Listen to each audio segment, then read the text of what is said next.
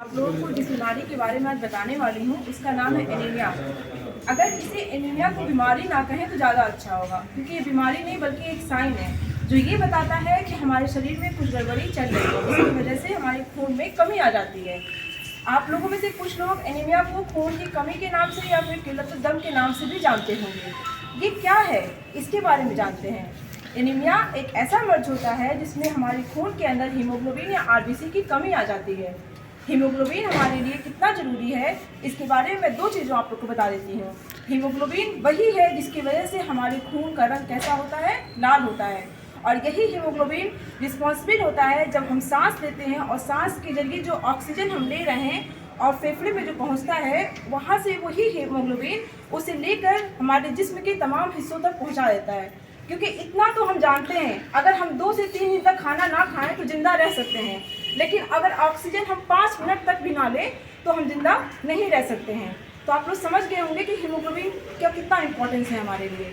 ठीक है, तो ये जो मर्ज है ऐसा नहीं है किसी खास उम्र के लोगों को ही होता है, या किसी भी उम्र में किसी को भी हो सकता है, लेकिन भारत सरकार ने जो डाटा इसका दिया है उसको अगर देखें हम तो उसके हिसाब से सबसे ज़्यादा इस बीमारी में बच्चे और महिलाएं मुब्तला होती हैं। और बच्चों में भी अगर देखा जाए तो 6 माह से ज़्यादा और 5 वर्ष से कम। ऐसा क्यों? क्योंकि यह उम्र एक ऐसा उम्र होता है जिसमें बच्चा खुद नहीं जानता है कि अगर हम सही तरीके से खाना नहीं खाएंगे तो हमारे शरीर में क्या दिक्कतें आ सकती हैं। माएँ अपनी तरफ से बहुत कोशिश करती हैं कि मैं अपने बच्चे को जितना हो सके पोषक तत्व हेल्दी डाइट खिलाऊं, लेकिन बच्चा तो बच्चा होता है, उसे इन सब चीज़ों से क्या फ़र्क पड़ता है।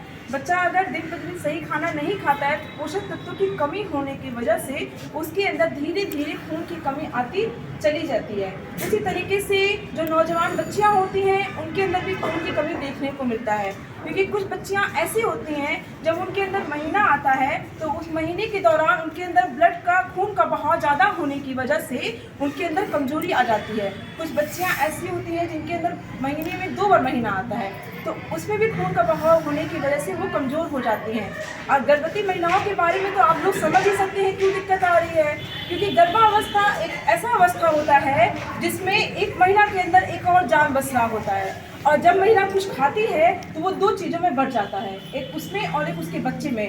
तो लगभग 100 में से 50 महिलाओं को ऐसा देखा गया है कि गर्भावस्था में वो उनके अंदर खून की कमी आ ही जाती है।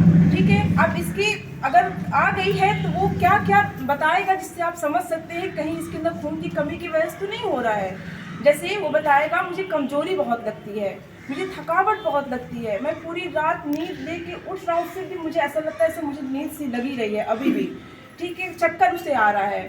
ठीक, और अगर इन सब को सुनने के बाद वो कहता है कि थोड़ा बहुत अगर मैं भारी काम कर लेता हूँ तो मेरे सांस फूलने लगते हैं, छाती में दर्द हो रहा है, दिल की धड़कन अजीब सी हो जाती है।